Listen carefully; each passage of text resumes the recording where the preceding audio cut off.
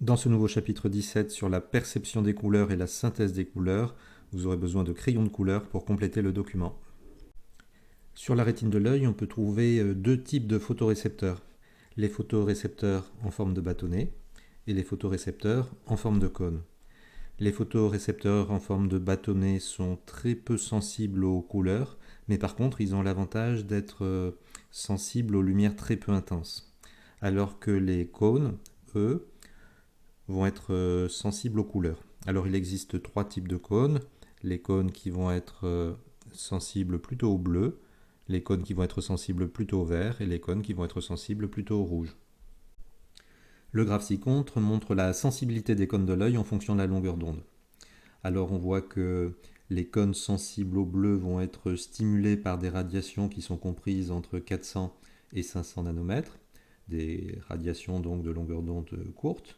Les cônes sensibles au rouge pour des longueurs d'onde beaucoup plus importantes, comprises entre 500 et 700 nanomètres, et les cônes sensibles au vert pour des radiations de longueur d'onde intermédiaire. Alors si on envoie un rayonnement monochromatique jaune à l'intérieur de notre œil, ce rayonnement monochromatique va stimuler, d'après le graphique, dans les mêmes proportions, les cônes sensibles au rouge et les cônes sensibles au vert. Donc ces cônes vont émettre des signaux vers le cerveau, et notre cerveau va interpréter l'addition de ces signaux comme une couleur jaune. On a le même raisonnement pour le cyan. Un rayonnement cyan va exciter simultanément les cônes sensibles au bleu et les cônes sensibles au vert. Ces cônes vont émettre des signaux et notre cerveau va interpréter l'addition de ces signaux comme une couleur cyan. En réalité, la lumière blanche est la superposition d'une infinité de radiations de longueur d'onde comprises entre 400 et 800 nanomètres. Mais comme notre œil n'est sensible qu'aux radiations de couleur bleue, verte ou rouge, du fait de l'existence de seulement trois types de cônes, on va pouvoir simplifier le modèle de la lumière blanche en considérant que la lumière blanche n'est constituée que de trois radiations, les radiations rouges, vertes et bleues. C'est ce qu'on appelle le modèle trichromatique de la lumière blanche. Il découle du principe de la perception des couleurs par un être humain. Donc, on le rappelle, dans ce modèle, seules trois lumières colorées vont être utilisées pour expliquer les couleurs perçues. Je vous laisse donc compléter ce schéma à droite du modèle trichromatique de la lumière blanche. La superposition de lumières colorées constitue une synthèse additive des couleurs. Dans cette expérience, trois spots lumineux, colorés, éclairent un écran blanc. Un spot bleu, un spot de lumière verte et un spot de lumière rouge. En un point de l'écran où aucune lumière ne parvient, on observe du noir. En un point de l'écran où seule la lumière verte parvient, on observe du vert. Si seule la lumière rouge arrive, on observe du rouge. Si seule la lumière bleue arrive, on observe du bleu. La superposition de lumière verte et rouge est interprétée par notre œil comme du jaune, du vert et du bleu comme du cyan, et du bleu avec du rouge comme du magenta. Et la superposition des trois lumières colorées, le rouge plus le vert plus le bleu, est interprétée par notre œil comme du blanc. Jusqu'à présent, les trois spots lumineux émettaient de la lumière avec la même intensité. Si on fait varier les intensités lumineuses, on va pouvoir recréer une infinité de nuances de couleurs. Du point de vue du vocabulaire, le rouge, le vert et le bleu sont des couleurs primaires pour le physicien, et la superposition de ces couleurs primaires va permettre de générer des couleurs secondaires, qui sont le cyan, le magenta et le jaune. Je vous laisse compléter le schéma de droite avec les couleurs primaires et les couleurs secondaires. Pour faire les raisonnements, on pourra utiliser le tableau ci-dessus, RVB, CMJ. RVB, rouge, vert, bleu, CMJ, cyan, magenta, jaune. La synthèse additive de deux couleurs primaires donne la couleur secondaire de la colonne non utilisée jusque-là. Par exemple, si on superpose du rouge plus du vert, on va obtenir du jaune. La superposition de vert et de bleu va donner du cyan. Et enfin, la superposition de rouge et de bleu va donner du magenta. Deux lumières sont complémentaires si lorsqu'on les superpose, ça donne du blanc.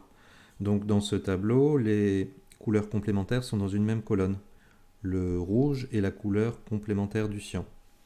Alors le cyan, on a vu que c'était la superposition du vert et du bleu. Donc en fait, quand on superpose du rouge avec du cyan, On superpose du rouge, du vert et du bleu, et le rouge plus le vert plus le bleu, ça donne du blanc. Donc on a bien démontré que le rouge et le cyan sont deux couleurs complémentaires. Cette synthèse additive des couleurs est utilisée pour restituer les couleurs sur un écran de télé ou sur un écran de smartphone. Alors chaque pixel de l'écran est subdivisé en 3 sous-pixels, un sous-pixel rouge, vert et bleu.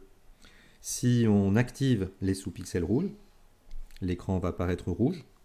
Ici, on voit apparaître une zone de l'écran qui a été zoomée, qui a été fortement grossie. Si on active les sous-pixels rouge et vert, rouge plus vert, ça donne du jaune. Et on voit ici sur le zoom que les sous-pixels rouge et vert sont activés, sont lumineux. Et si on active les 3 sous-pixels, on obtient du blanc. Si on désactive les sous-pixels verts, on va voir les sous-pixels rouges, superposition de lumière rouge plus bleu, ça donne du magenta. Et si on active le vert plus le bleu, on obtient du cyan. Je vous laisse compléter le schéma de droite pour représenter ces sous-pixels rouge, vert et bleu pour une zone blanche de l'écran. Répondons aux questions suivantes. Quelle est la couleur complémentaire du rouge? Couleur complémentaire du rouge, rappelez-vous, pour avoir la couleur complémentaire du rouge, il faut regarder la couleur qui va être la couleur secondaire qui va être dans la même colonne. Donc ici, c'est le cyan.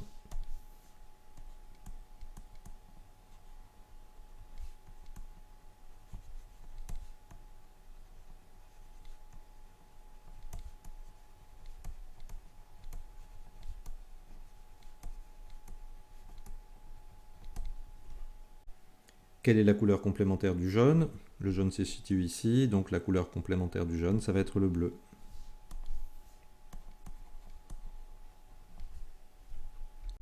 Comment générer de la couleur jaune sur un écran de smartphone? Le jaune se situe ici, donc en synthèse additive, on obtient du jaune par superposition de rouge et de vert. Donc il faut activer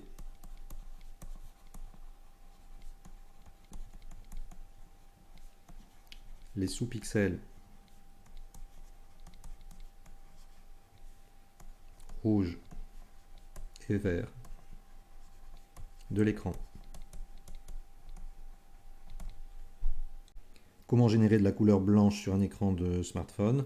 La lumière blanche est obtenue en synthèse additive par superposition de rouge, de vert et de bleu. Il faut donc activer les sous-pixels correspondants. Donc allumer les sous-pixels rouge, vert et bleu.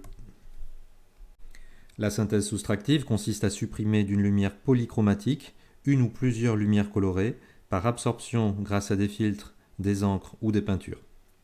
Alors prenons l'exemple de cette tomate qui est éclairée en lumière blanche. La lumière blanche avec le modèle trichromatique, c'est la superposition de lumière rouge, verte et bleue.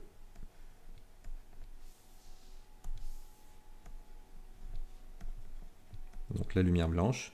Si la tomate nous paraît rouge, c'est qu'elle ne renvoie que du rouge.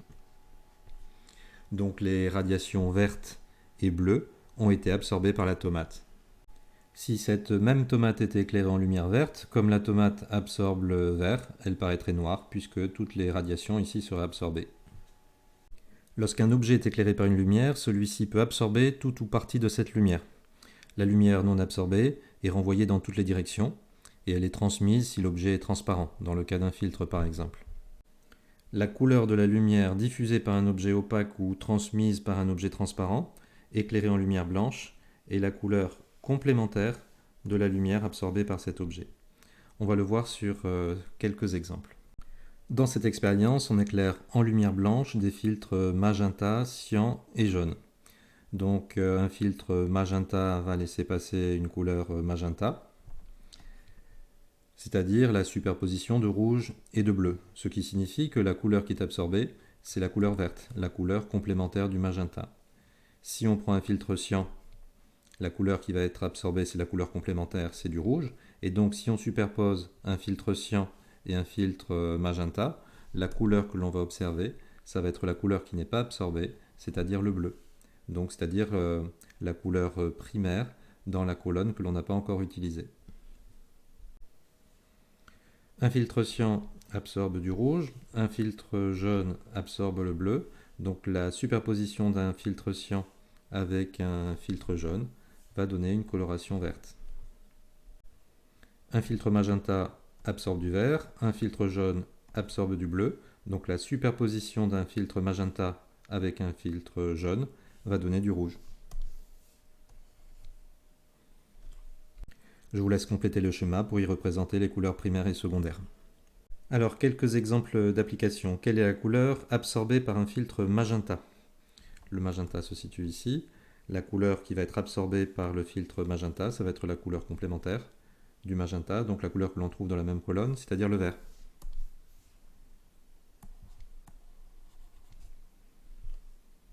Quelles sont les couleurs absorbées par un filtre rouge? Le rouge se situe ici dans le tableau. Donc les couleurs absorbées par un filtre rouge, ça va être donc le cyan qui est la superposition de vert et de bleu. Donc il s'agit du cyan qui est la superposition de vert plus du bleu. Quelles sont les lumières diffusées par un citron jaune éclairé en lumière blanche? Alors je vais utiliser, comme sur le schéma ci-contre, le modèle trichromatique de la lumière. La lumière blanche, on la considère comme étant la superposition de radiations rouge, verte et bleue. Donc le citron jaune va diffuser du jaune, c'est-à-dire la superposition de rouge plus du vert. Donc le citron renvoie du rouge, du vert, ce qui est perçu par notre œil comme du jaune. Donc le citron absorbe le bleu qui est la couleur complémentaire du jaune. Donc les lumières diffusées par un citron, on vient de le voir, c'est du rouge plus du vert. Quelle est la couleur d'un citron jaune éclairé en lumière bleue? Comme le citron absorbe le bleu, si le citron est éclairé uniquement avec des radiations bleues, il ne va renvoyer aucune lumière, il va donc paraître noir.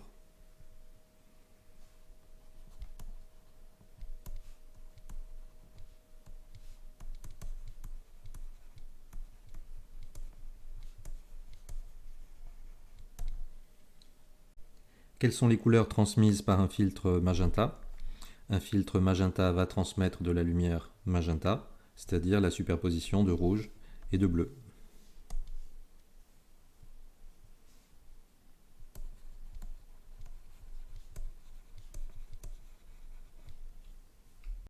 On dispose de peintures cyan, magenta et jaune. Comment obtenir du rouge? Donc pour obtenir du rouge en synthèse soustractive, il faudra mélanger des peintures magenta et jaune. Le magenta absorbe le vert, le jaune absorbe le bleu de la lumière blanche, et il ne va donc subsister que le rouge. Donc mélanger des peintures magenta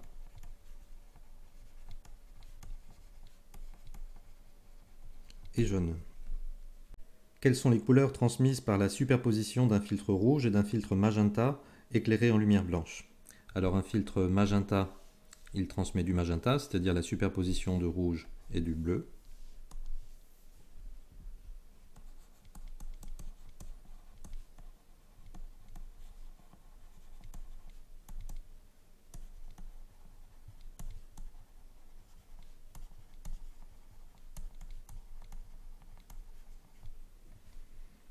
Le filtre rouge, lui, ne laisse passer que le rouge.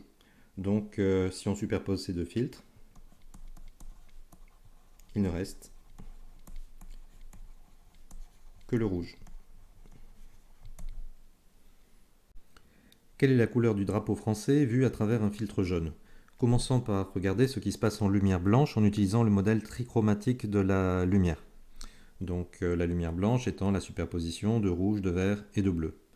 La partie bleue du drapeau nous paraît bleue parce qu'elle renvoie du bleu. La partie blanche renvoie du rouge. du vert et du bleu. La superposition de ces trois radiations nous donne du blanc. Et la partie rouge du drapeau renvoie du rouge. Un filtre jaune absorbe sa couleur complémentaire. Donc en utilisant le tableau RVB-CMJ, la couleur complémentaire du jaune, c'est le bleu. Donc le filtre jaune va absorber le bleu. Le filtre jaune absorbe le bleu et transmet le rouge et le vert.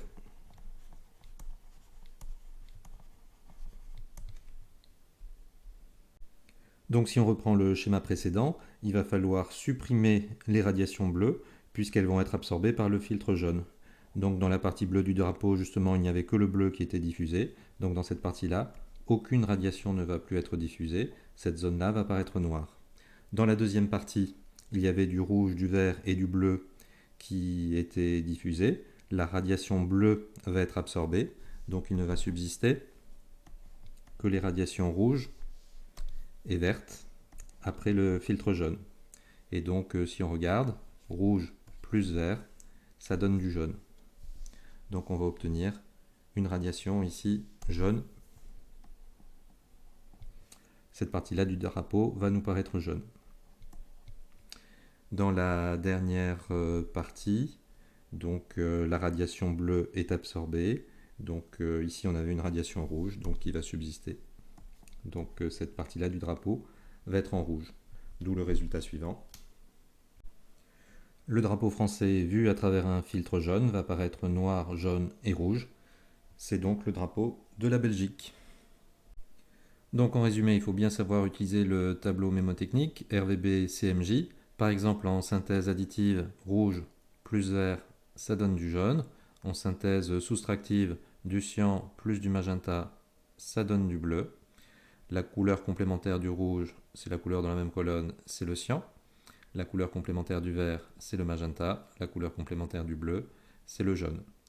Donc si j'utilise un filtre cyan, il va absorber du rouge. Si j'utilise un filtre rouge, il va absorber du cyan, c'est-à-dire la superposition de vert et de bleu. Un filtre jaune va absorber du bleu. Un filtre vert va absorber du magenta, c'est-à-dire du rouge plus du bleu.